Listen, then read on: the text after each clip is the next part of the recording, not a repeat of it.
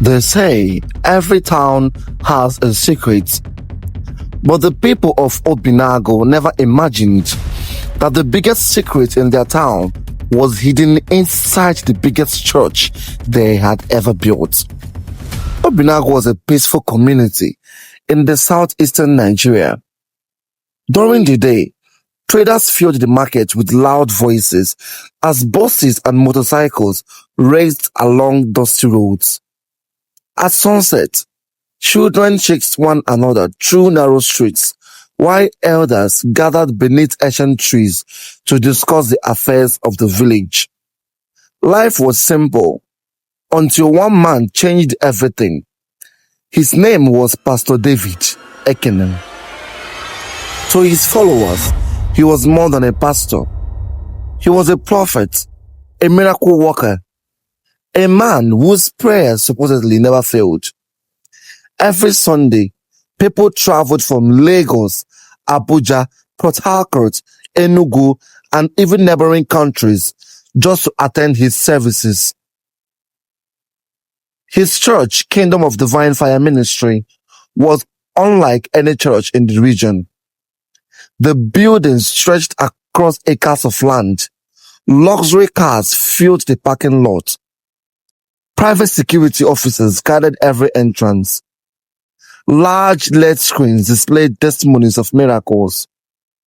Inside the auditorium, thousands of worshippers lifted their hands in worship as the choir sang powerful songs. Then, the lights dimmed. Drums rolled. Smoke drifted across the stage. A spotlight appeared. Pastor David slowly walked onto the altar.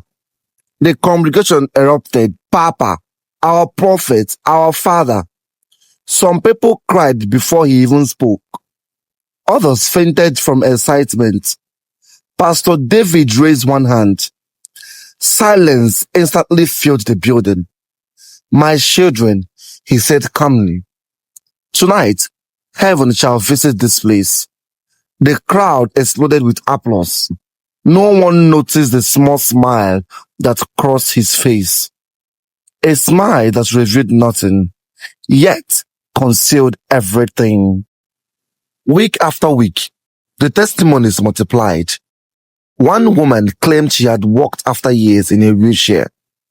A businessman testified that he won a government contract only days after receiving the pastor's special prayer.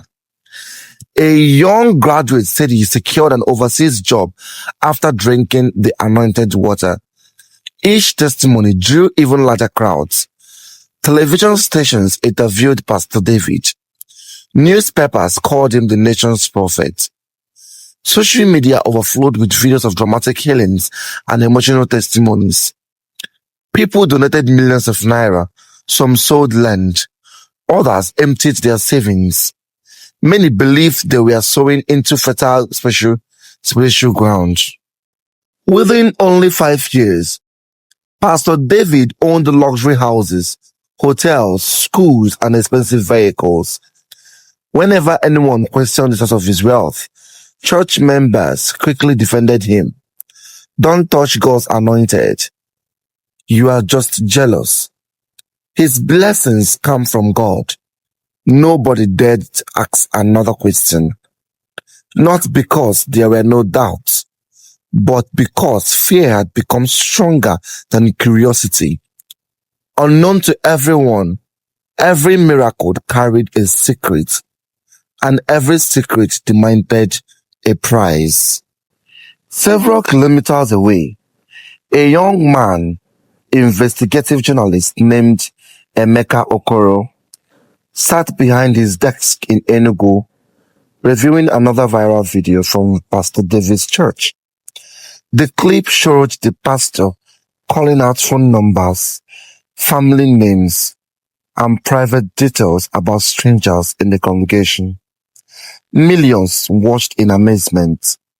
Emeka frowned. He replayed the video again and again. Something felt wrong, not impossible, just rehearsed. He noticed people standing in almost the same positions during different services. The camera always cut away just before anyone could ask difficult questions. Testimonies appeared carefully edited. He leaned back in his chair. There has to be another side to the story, he whispered. His editor overheard him. You still chasing fake miracle stories? Emeka nodded.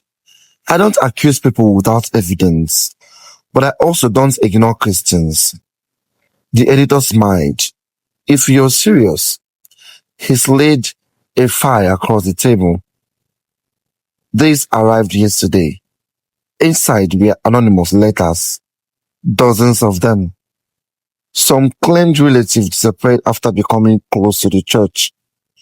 Others alleged that wealthy visitors had held secret midnight meetings. None contained proof, only fear.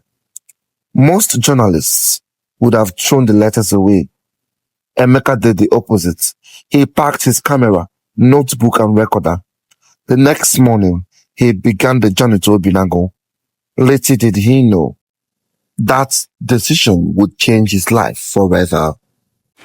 The following Sunday, the church overflowed with people once again. Among them was Mama Ngozi, a widow from a nearby village. She clutched the hand of her 12-year-old son, Shizum, whose mysterious illness had left him too weak to play. Doctors had tried. Traditional remedies had been tried. Nothing seemed to help. Neighbors insisted that Pastor David was her last hope. As they entered the auditorium, volunteers welcomed them warmly. Welcome, Mama. The prophet will surely locate you today. She smiled weakly. Hope was all she had left. During the service, Pastor David suddenly stopped preaching. He pointed toward the crowd. You, he declared. The woman wearing the blue wrapper. Mama Ngozi froze. Come forward. The congregation gasped. She slowly walked to the altar. The pastor closed his eyes dramatically. I see tears. I see sickness. I see your son. The woman burst into tears. It is true, Papa. People shouted. Power! Pastor David looked towards the boy. Bring him. Assistants carried Chisholm forward. The pastor placed one hand on the child's head. He prayed loudly. The congregation cheered. Then the boy opened his eyes weakly. He stood. The church erupted into uncontrollable celebration. Mama Ngozi collapsed in gratitude. What nobody noticed was one assistant quietly slipping something into the boy's drinking water moments before he had stood up.